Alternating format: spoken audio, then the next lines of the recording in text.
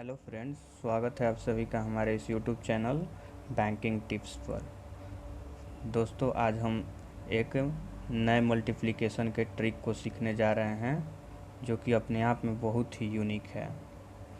चलिए हम सीखते हैं उस ट्रिक को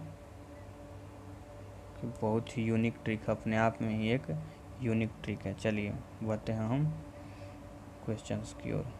देखिए, ये रहता है जब सिर्फ 1 1 दिखाई देता है कि जैसे कि 1 1 को मल्टीप्लाई करना है 1 1 से, इतना 4 ठो 1 5 ठो 1 इस सब को मल्टीप्लाई करना होता है।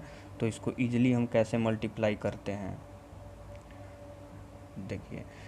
इसमें जितना रहता है, सबसे ज़्यादा जितना एक की संख्या जितना अधिक होती है उसको पहले हम इंक्रीजिंग ऑर्डर में लिख लेते हैं, और फिर जितना नंबर तक एक की संख्या होती है उतना तक हम इंक्रीजिंग नंबर तक लिखते हैं, और फिर उसके बाद हम डिक्रीजिंग नंबर लिख देते हैं एक तक। जैसे कि हम दिखाते हैं आपको। जैसे देखिए, यहाँ पे 2 है, एक एक एक और एक, दो दो एक, और यहाँ भी 2 1। 2 1 को 2 1 से गुना करना है, तो जैसे कि हम इंक्रीजिंग ऑर्डर में यहाँ पे सबसे हाईएस्ट एक की संख्या कितना है, तो 2 है, तो हम लिख देंगे इसको 1 2। इंक्रीजिंग ऑर्डर में हो गया, फिर डिक्रीजिंग ऑर्डर में लिख देना है हमें, तो 1 2 के बाद 1, यहाँ से यहाँ तक इंक्रीजिंग ऑर्डर, क्योंकि दो ठो नंबर है 1 1, और फिर उसके बाद डिक्रीजिंग ऑर्डर में 2 1, मतलब 1 से स्टार्ट करना है और 1 पर ख़त्म कर देना है। इसमें देखिए, इसमें 4 ठो 1 है, 1 2 3 और 4 ठो 1 इसमें है, और 4 1 को 4 1 से मल्टीप्लाई करना है, तो इसमें इसको इंक्रीजिंग ऑर्डर में लिखेंगे हम 1 2 3 4 3 2 और 1। जैसे कि 4 ठो 1 है तो हम 1 2 3 4 तक लिख दिए और इंक्रीजिंग ऑर्डर में, और फिर 4 के बाद हम डिक्रीजिंग ऑर्डर में 1 तक लिख देते हैं, 4 3 2 1। बस कैलकुलेशन करने पे यही इसका रिजल्ट आएगा। आगे देखते हैं। यहाँ पे 1 2 3 4 5, 5 1 को 5 1 से मल्टीप्लाई करना है, तो इंक्रीजिंग ऑर्डर में हम लिखेंगे 1 2 3 4 5। जितना हाईएस्ट रहेगा, ये एक की संख्या जितना हाईएस्ट रहेगा वहाँ तक हम जाएंगे। यहाँ की 5 ठो 1 है तो 5 तक हम जाएंगे इंक्रीजिंग ऑर्डर में, फिर 5 से डिक्रीजिंग ऑर्डर में आ जाएंगे 1 तक। 5 4 3 2 1, ये हो गया।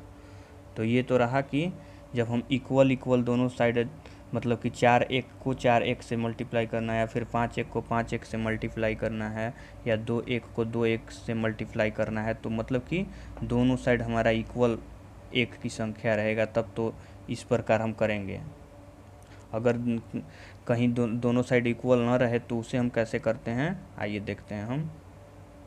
जैसे कि देखिए, यहाँ पे देखिए, यहाँ पे 3 ठो 1 है और 4 ठो 1 है, इसको मल्टीप्लाई करना है। यहाँ पे 5 ठो 1 है और 4 ठो 1 है, यहाँ पे 5 ठो 1 है और 2 ठो 1 है, यानी कि दोनों साइड इक्वल एक नहीं है, एक की संख्या इक्वल नहीं है। तो इसको मल्टीप्लाई करने का ट्रिक होता है, आइए देखते हैं। सबसे छोटा जो रहेगा एक की संख्या, जैसे कि इसमें देखिए, इसमें एक की संख्या 3 ठो है और इसमें एक की संख्या 4 ठो है, तो 3 वाले को हम उठाते हैं और इसको इंक्रीजिंग ऑर्डर में लिखते हैं 1 2 3 तो लिख दिए। और कितना ज़्यादा है ये, तो ये 3 ठो है और ये 4 ठो, तो 4 ठो है, तो हम यानी कि एक ज़्यादा है, ये इससे एक ज़्यादा है इसकी संख्या, तो यहाँ पे हम एक और 3 लिख देंगे। मतलब कि इसको रिपीट करते जाना है, जो लास्ट वाला आएगा, मतलब 3 डिजिट का 1 है तो यहाँ पे 3 डिजिट तक 1 2 3 लिख के, और फिर जितना डिजिट ज़्यादा होगा तो उतना 3 हम बैठाते चले जाएंगे, मतलब कि लास्ट वाले को आगे बैठाते जाएंगे जितना बार हमें ज़रूरत होगा। तो यहाँ पे 3 3, क्योंकि एक ज़्यादा है इसलिए एक ठो एक्स्ट्रा 3 लिखे, और फिर उसके बाद वही प्रोसेस 2 1 डिक्रीजिंग ऑर्डर में। फिर अब यहाँ देखते हैं, यहाँ पे है 1 2 3 4 5 है और यहाँ पे है 4, 5 1 और 4 1 को मल्टीप्लाई करना है तो छोटा है इसमें 4, तो यहाँ पे लेंगे हम 1 2 3 4। अब 4 हो गया और कितना ज़्यादा है, ये 1 ज़्यादा है, तो यहाँ पे एक और 4 रिपीट कर देंगे और फिर उसके बाद डिक्रीजिंग ऑर्डर में लिख देंगे 3 2 1। ये हो गया इसका मल्टीप्लिकेशन। चलिए नेक्स्ट बढ़ते हैं।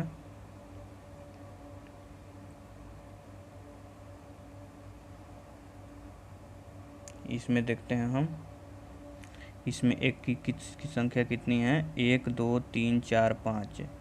इसमें भी 5 एक है, इसमें भी 5 एक है और यहाँ पे 2 ठो एक है।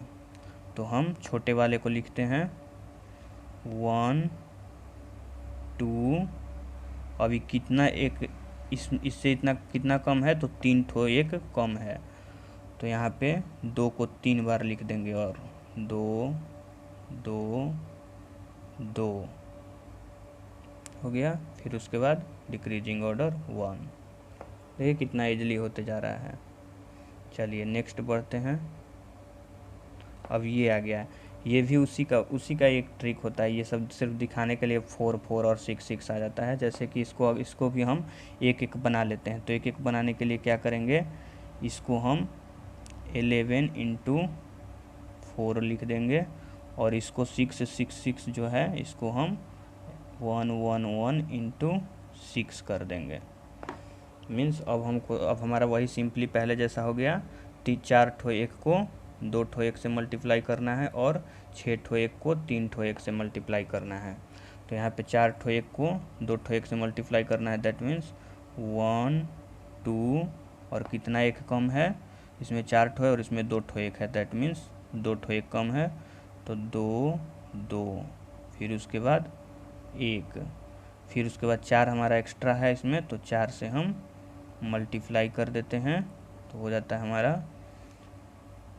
4 8, 4 दूनी 8 और ये हमारा फिर 4 दूनी 8 और ये 4।